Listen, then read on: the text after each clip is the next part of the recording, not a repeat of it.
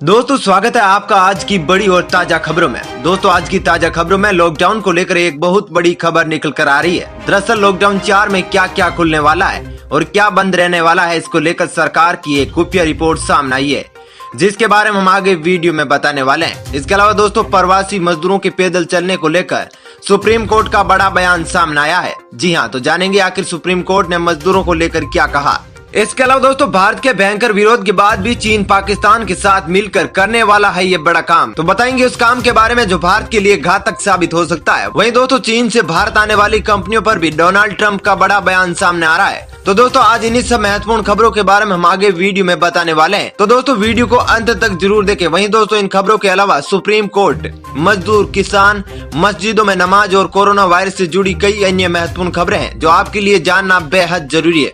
तो दोस्तों वीडियो को लास्ट तक जरूर देखें। साथ ही दोस्तों चीन की करतूतों को देखते हुए क्या भारत द्वारा चीनी माल पर पूरी तरीके से प्रतिबंध लगाने के समर्थक है, तो इस वीडियो को एक लाइक जरूर करें।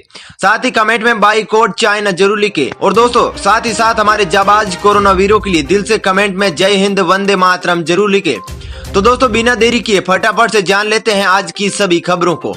पहली खबर, प्रवासी मजदूरों पर सुप्रीम कोर्ट का बड़ा बयान, बोली ये बात। दोस्तों सुप्रीम कोर्ट ने जिलाधिकारियों से फंसे हुए प्रवासी कामगारों की पहचान करने, उनके लिए मुफ्त परिवहन सुनिश्चित करने से पहले आश्रय, भोजन उपलब्ध कराने के लिए केंद्र को निर्देश देने की मांग वाले एक आवेदन पर विचार करने से इनकार कर दिया। आपको बता दें कि आवेदन हाल ही में औरंगाबाद में हुई घटना को लेकर दायर किया गया था, जिसमें 16 मजदूरों की मालगाड़ी के नीचे आने से मौत हो गई थी।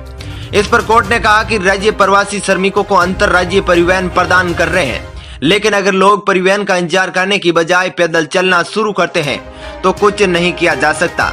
उन्होंने कहा कि अधिकारी केवल प्रवासियों से पैदल न चलने का अनुरोध कर सकते हैं, क्योंकि उन्हें रोकने के लिए किसी भी तरह के बल का उपयोग करना प्रतिकूल होगा। दोस्तों आपको क्या लगता है, क्या सरकार चाहे तो लोगों को रोककर सारी सुविधा दे सकती है जिसकी वो मांग कर रहे हैं? कमेंट बॉक्स खुला है जिसमें आप अपने विचार रख सकते हैं। चलिए दोस्तों जानते हैं अगली खबर। हाई कोर्ट का फैसला, यूपी में प्रवेश करने वाले हर व्यक्ति की बने सूची, 15 दिन कराया जाए क्वारंटीन। जी दोस्तों इलाहाबाद हाई कोर्ट ने कहा कि कोरोना महामारी से निपटने के लिए यूपी में प्रवेश करने वाले हर व्यक्ति की सूची बनाई जाए और उनकी कड़ी निगरानी की जाए। जी हाँ, बाहर से आने वाले हर व्यक्ति को 15 दिन के लिए अनिवार्य रूप से क्वारंटीन किया जाए। उनके स्वास्थ्य की निगरानी के लिए हर 400 व्यक्ति पर एक अधिकारी की नियुक्ति की जाए। चलिए दोस्तों जानते हैं अगली खबर। लॉकडाउन का अगला चरण सोमवार से स्कूल, कॉलेज, मॉल और सिनेमा घरों को खोलने की इजाजत नहीं, लोगों को मिली ये रियायतें। जी हाँ दोस्तों, कोरोना वायरस के कारण लागू राष्ट्रव्यापी लॉकडाउन का अगला चरण सोमवार से शुरू होगा। आपको बता दें कि इसमें लोगों को ज्यादा रियायत और लचीलापन देखने को मिलेगा। जी हाँ, दरअसल अधिकारियों ने कहा है कि बंद के इस चौथे चरण में यात्री रेल सेवा और घरेलू यात्री उड़ानों को क्रमिक रूप से शुरू किया जा सकता है। साथ ही राज्यों और केंद्र शासित क्षेत्रों को अपने यहाँ हॉट स्पॉट को परिभाषित करने का अधिकार दिया जाएगा। वहीं आपको बता दें कि देश में कहीं भी स्कूल, कॉलेज, मॉल और सिनेमा घरों को खोलने की इजाजत नहीं होगी, लेकिन आपको बता दें कि कोविड-19 निश्चित क्षेत्रों को छोड़कर सैलून, नाई की दुकानें और चश्मों की दुकानों को रेड जोन में भी खोलने की मंजूरी दी जा सकती है। दरअसल अधिकारी ने कहा कि लॉकडाउन 4 में पहले के चरणों की अपेक्षा लोगों को ज्यादा छूट मिलेगी।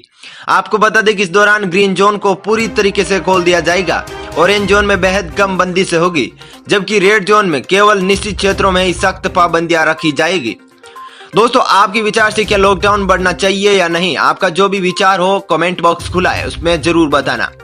चलिए दोस्तों जानते हैं अगली खबर। चीन से भारत आने वाली कंपनियों को ट्रंप की चेतावनी। जी हाँ दोस्तों, राष्ट्रपति डोनाल्ड ट्रंप ने चीन से अपने विनिर्माण कारोबार को लेकर अमेरिका जाने की बजाय भारत और आयरलैंड जैसे देशों में जाने की तैयारी कर रही एप्पल जैसी अमेरिकी कंपनियों पर नए कर लगाने की धमकी दी है। दरअसल न्यूयॉर्क पोस्ट के मुताबिक एप्पल अपने उत्पादन के बड़े हिस्से को चीन से भारत स्थानांतरित कर रही है। आपको बता दें कि चीन में घातक कोरोना वायरस महामारी के सामने आने के बाद वहां विनिर्माण करने वाली कई टेक कंपनियों की आपूर्ति श्रृंखला बाधित हो गई। इसके चलते कंपनियों ने अपना रुख भारत और आयरलैंड जैसे देशों की ओर कर लिया है। चलिए दोस्तों जानते हैं अगली खबर। सुप्रीम कोर्ट में अब ऑनलाइन दायर हो सकेंगे केस, वकीलों को बताया गया कैसे करें ई फाइलिंग।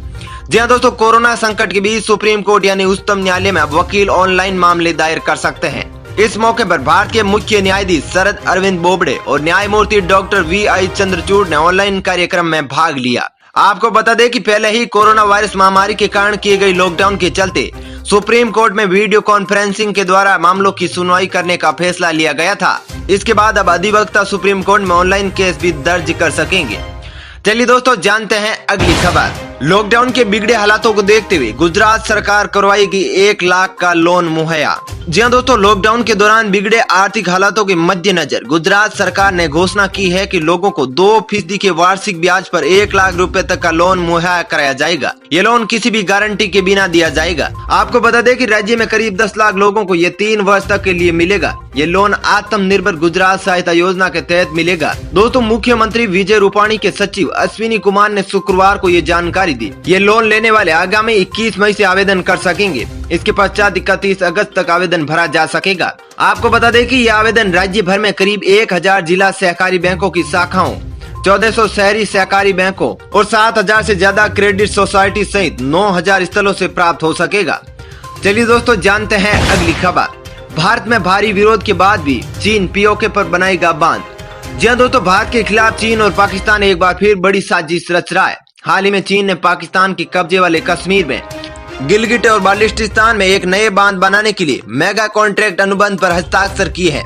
अब भारत ने इस पर कड़ी आपत्ति जताई है। भारत के कड़े विरोध को देखते हुए एक दिन बाद चीन ने नए बांध बनाने के अपने फैसले पर बचाव किया है। चीनी अधिकारी ने कहा कि यह पाकिस्तान के साथ पारस्परिक रूप से लाभप्रद और बराबरी पर आधारित सहयोग है। गौरतलब है कि चीन ने भारत के कड़े विरोध के बावजूद पीओके में पाकिस्तान सरकार के साथ मिलकर गिलगित बाल्टिस्तान में दियामेर बहासा बांध बनाने की तैयारी कर रहा है। इस अनुबंध पर चीन के विदेश मंत्रालय के प्रवक्ता झाओ लिजियांग ने अपनी सरकारी कंपनी का बचाव करते हुए कहा, इस बांध को स्थानीय आबादी की भलाई के लिए बनाया जा रहा है। चलिए दोस्तों, जानते हैं अगली खबर। किसानों को फसल का अधिक मूल्य दिलाने के लिए सरकार ने किया कानून में संशोधन का ऐलान। जी हां दोस्तों, केंद्रीय वित्त मंत्री निर्मला सीतारमण ने लगातार तीसरे दिन 20 लाख करोड़ रुपए के आर्थिक पैकेज के बारे में प्रेस कॉन्फ्रेंस कर जानकारी दी। वित्त मंत्री ने शुक्रवार को किसानों को बेहतर मूल्य प्राप्ति के लिए आवश्यक वस्तु अधिनियम 1955 में संशोधन करने का ऐलान किया है। आपको बता दें कि निर्मला सीतारमण ने बताया कि जल्द ही कृषि उत्पादों में अनाज, खाद्य तेल, तिलहन, दालें, प्याज और आलू को डीरेगुलेट किया जाएगा। वित्त मंत्री सीतारमण ने कहा कि किसान देश का पेट भरने के साथ निर्यात करता है।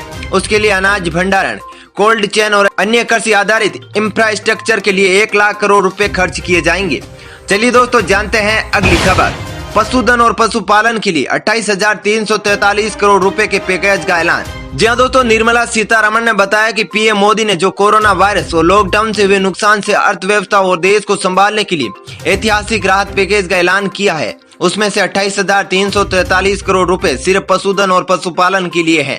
चलिए दोस्तों, जानते हैं अगली खबर। सुप्रीम कोर्ट ने तमिलनाडु में शराब की दुकानें खोलने का दिया आदेश। जी हां दोस्तों, सुप्रीम कोर्ट ने शुक्रवार को मद्रास उच्च न्यायालय द्वारा तमिलनाडु में शराब की दुकानों को बंद करने के आदेश पर रोक लगा दी और याचिकाकर्ता और अन्य को नोटिस जारी किया है। इसके साथ ही तमिलनाडु सरकार को शराब की दुकानें खोलने का आदेश दिया है। चलिए दोस्तों, जानते हैं अगली खबर। मस्जिदों में लाउड स्पीकर से अजान पर पाबंदी वैध या नहीं है इस्लाम का हिस्सा। जी हां दोस्तों, इलाहाबाद हाईकोर्ट ने किसी भी मस्जिद से लाउड स्पीकर से अजान पर बड़ा फैसला देते हुए कहा कि लाउड स्पीकर से अजान देना इस्लाम का धार्मिक भाग नहीं है। अजान तो इस्लाम का धार्मिक भाग है और इसके लिए मानव आवाज में मस्जिदों से अजान दी जा सकती है। आपको बता दें कि हाईकोर्ट ने माना है कि लाउड स्पीकर से अजान पर प्रतिबंध वैध है और किसी भी मस्जिद से लाउड स्पीकर से अजान दूसरे लोगों के अधिकारों में हस्तक्षेप करना है।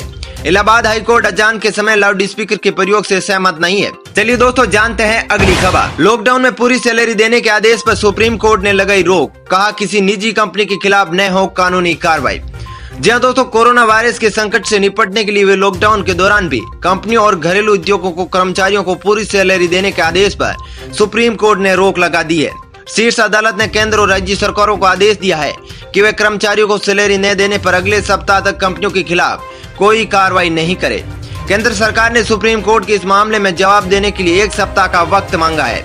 आपको बता दें कि गृह मंत्रालय ने आदेश दिया था कि लॉकडाउन के दौरान निजी कंपनियों को अपने कर्मचारियों को पूरी सैलरी देनी होगी।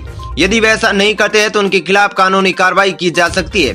दोस्तों, फिलहाल इस वीडियो में इतना ही। ऐसे ही लेटेस्ट और ब्रेकिंग न्यूज देखने के लिए आप हमारे चैनल को सब्सक्राइब कर सकते हैं। साथ ही दोस्तों, वीडियो के बारे में आपकी जैसी भी राय हो कमेंट करके जरूर बताइए। वहीं दोस्तों, यदि आप भी हमारी मेहनत को सपोर्ट करना चाहते हैं तो इस वीडियो को एक लाइक और शेयर कर सकते हैं। धन्यवाद।